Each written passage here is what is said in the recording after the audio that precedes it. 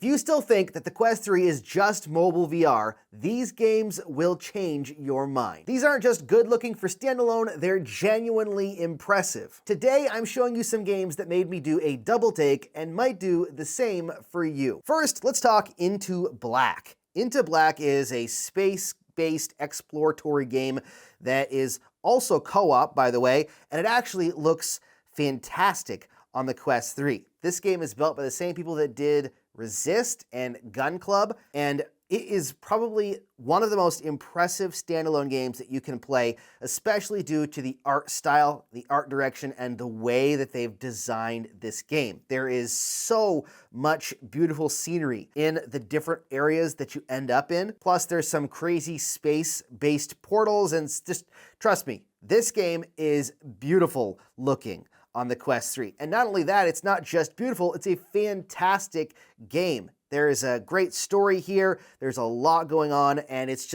a really fun experience. So if you're looking for a space-based game that looks fantastic and plays amazing, you really should be looking at Into Black. This next one, I'll admit, scared the crap out of me, and it's not my favorite game to play because of how scary it is. This is Propagation Paradise Hotel. This game got a Quest 3 update after already looking pretty fantastic with the Quest 2 build. The Quest 3 update added better lighting, dynamic shadows, a higher resolution, a lot to the game. It's a really horrifying game. It's a little short, but it's very, very scary. So if you like zombie games, then I highly recommend checking out this game. It's a stunner when it comes to visuals, and it just feels really polished.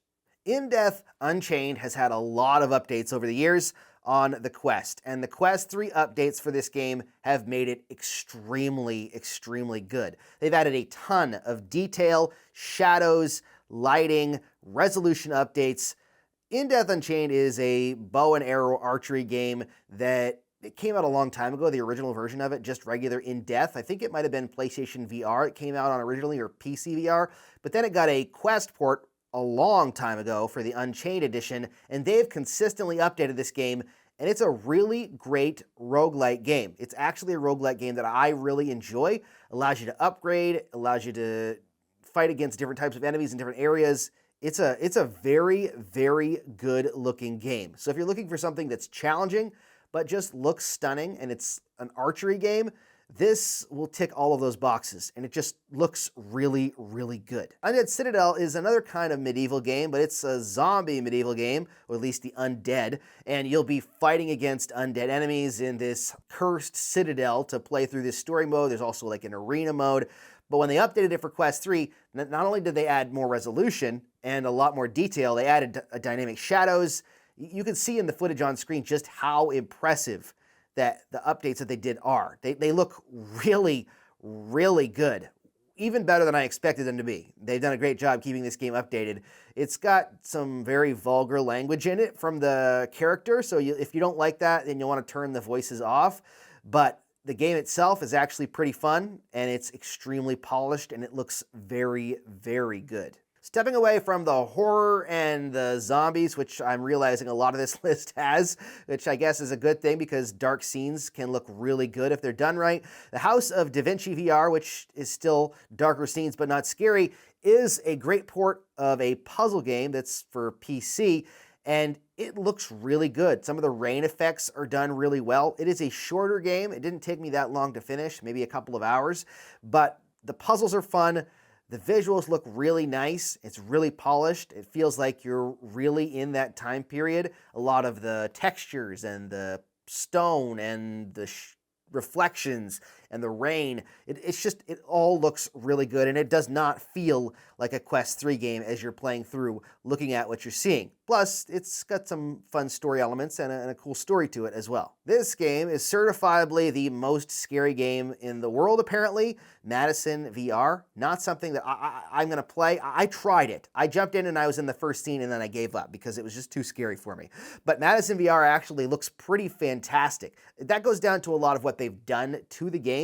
There is some dynamic lighting and some dynamic shadows, but they've also been really creative in the way that they've done their baked lighting and then the way that they've lit the environments and made things look. You're seeing on screen here some footage from a Reddit post that I saw a while ago, and it illustrates how good that they did creating this game on a standalone platform. It's horrifying, and it's dark, and it's just lit creepy.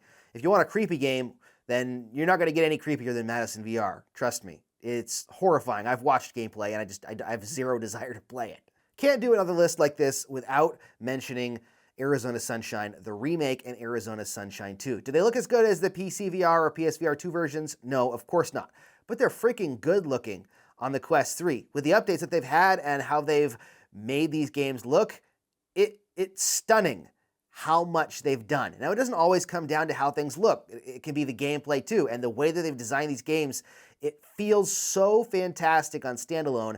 I played through both of them again, the remake and then the second one, because I wanted to play through them. It just looked so good, and it felt so good. Trust me, if you haven't played either of them, or if you've played the original Arizona Sunshine, not the remake, I highly recommend checking both of these out. These are not only in-depth, very great story-based games with a lot of interactions and just a lot going on and a lot of zombies. It also looks really, really good on the Quest platform. Way better than it has any right to look. All right, so one more zombie game, and then we're moving past the zombie games. This is Death Horizon Reloaded, another game launched for the original Quest ages ago that has gotten updates for the Quest 2 and now the Quest 3. Quest 3 brings new weapons, really high resolution in comparison to what it first launched at, dynamic shadows, better lighting. You're seeing on screen right now some of these things, and it's just, it is very, very well done and polished in comparison, especially to what it used to be. It's not the strongest zombie game, but it can be played in co-op, and it's got some really cool stuff going on. It's got an interesting story. It's fun. If you like zombie shooters and you want another one that has dynamic shadows, then I recommend checking out Death Horizon Reloaded.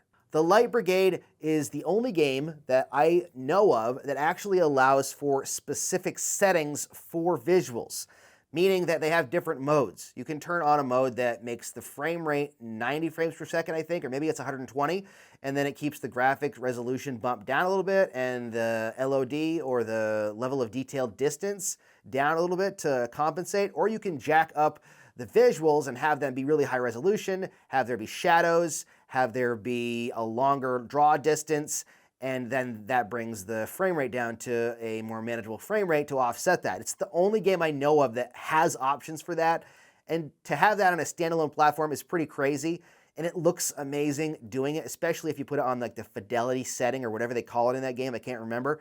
It just looks really, really good. They've consistently updated this game too with DLC that's not paid. It's just, new content, and it's a great roguelite. It's probably the best roguelite in my opinion. I like In Death as well, but I like guns better than archery. So the Light Brigade is probably the best roguelite of its kind on the Quest platform, bar none. Okay, so there you go. There are a whole bunch of games for you to check out that are visually stunning on the Quest 3. Visually stunning doesn't necessarily have to mean PC VR quality visuals. This is a standalone platform, but these games, not only are they visually amazing looking and they don't feel like you're playing a standalone game, especially if you've been playing since the original Quest, they're also in-depth games with a lot going on and full actual games, not just experiences. As we see things updated and we're getting better lighting, dynamic shadows, and all of this stuff, it's amazing to watch more and more games get updated, or even new games come out that has all that stuff. But let me know what you think down in the comments. Out of this list, or maybe not on this list, what is your favorite visually looking game on the Quest 3? Not experience, but a real life game, something that you can play. Let everyone know down in the comments so that they can try it out too. Thank you so much for watching. Don't forget to give this video a thumbs up so that more people see it, and subscribe for more videos. And as always, happy questing.